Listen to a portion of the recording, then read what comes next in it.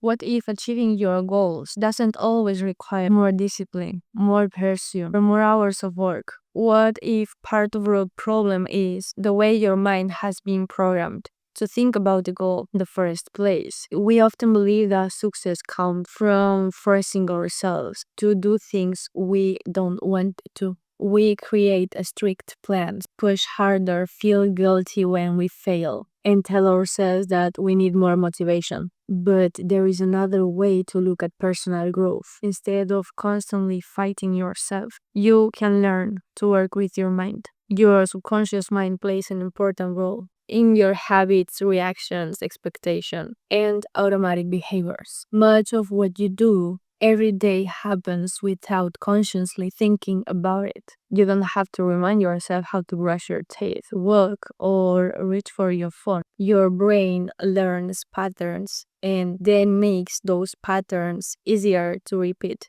This is exactly why changing your mindset can make pursuing a goal feel easier. The goal is not to magically manifest something by thinking about it. Thinking alone doesn't replace action. Instead, the idea is to change the mental patterns that influence your actions so that the behavior supporting your goal become more natural. Every goal comes with a story. Maybe you want to start a business, become healthier, learn a language, create content, make more money, or become more confident. But underneath the goal, there is often another voice saying, I'm not good enough. I always give up. I'm not disciplined. That's not realistic for someone like me. I'll probably fail. These thoughts can become visible limits. If you repeatedly tell yourself that something is difficult, impossible, or not for people like you, your brain starts treating that idea as familiar. So the first step is to question the story. Instead of saying I'm terrible at this, try I'm learning this. Instead of I never finish anything, try I'm learning how to follow through. Instead of this is going to be incredibly difficult, try I can break this into smaller steps. This isn't about lying to yourself with unrealistic positive affirmations. It's about creating a more useful and believable mental framework. Your identity influences your behavior.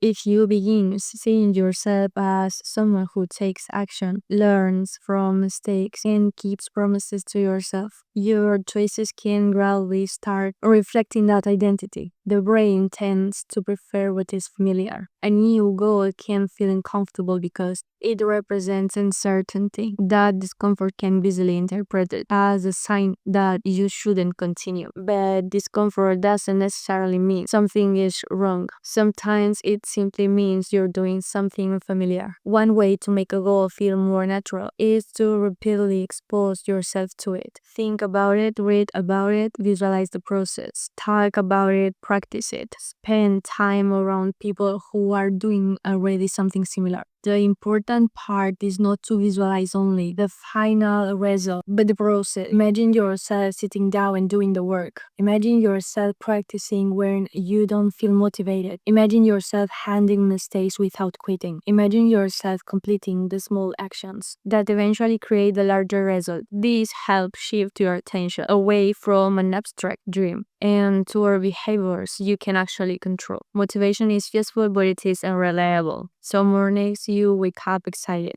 Other mornings you don't want to do anything. If your progress depends entirely on feeling motivated, your behavior will constantly change with your emotions. Instead, build systems that make action easier. If you want to exercise, prepare your clothes the night before. If you want to write, decide exactly when and where you will write. If you want to create content, keep a list of ideas ready. If you want to study, remove distractions before you begin. You are not trying to become a person who has limited willpower. You are designing your environment so that the behavior you want requires less effort. The easier it is to start, the more likely you are to start. One of the biggest mistakes people make is trying to completely transform their lives overnight. They create an enormous plan, follow it for a few days, become exhausted, and then return to their old habits. A better approach is to make the first step almost ridiculously small. Want to read more? Start with 5 pages. Want to exercise? Start with 10 minutes. Want to build a business? Spend 15 minutes developing one idea. Want to create content? Make one piece instead of planning an entire empire. The point isn't that 5 minutes will magically transform your life. The point is that every time you take action, you give your brain evidence about who you are. I'm someone who exercises. I'm someone who creates. I'm someone who finishes things. I'm someone who keeps going. Those small pieces of evidence can become more powerful than simply repeating a statement you don't believe. Your brain learns from consequences. When you complete something, acknowledge it. You don't need an enormous reward. Simply noticing your progress matters. Instead of immediately asking, how far do I still have to go? Ask, what did I accomplish today? This changes the emotional experience of pursuing a goal. If every attempt reminds you that you are behind, not good enough, or still far away, the process becomes exhausting. If you learn to recognize progress, the process becomes more satisfying. Celebrate consistency, not perfection. You missed today, start again. You made a mistake, learn from it. You didn't achieve the result you wanted, look at what the experience taught you. The goal is to make returning to the process feel normal. The way you speak to yourself matters. Ultimately, the goal isn't to trick your subconscious mind. It is to train your mind through repeated thoughts, choices, habits, and experiences. You start by changing the story. You make the goal familiar. You reduce the friction around action. You take small steps. You recognize process. You learn from failure. And you repeat.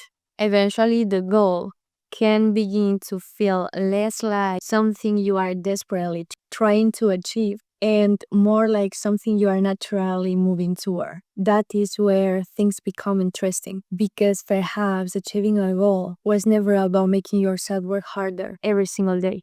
Perhaps it was about making the right actions easier to repeat. Your mind is not your enemy. It is a system that learns from what you repeatedly show it. So show it something new. And most importantly, show it through action. Because the most powerful mindset shift isn't simply thinking, I can achieve this. It is reaching the point where your daily behavior quietly says, of course I'm going to keep going. This is who I am now.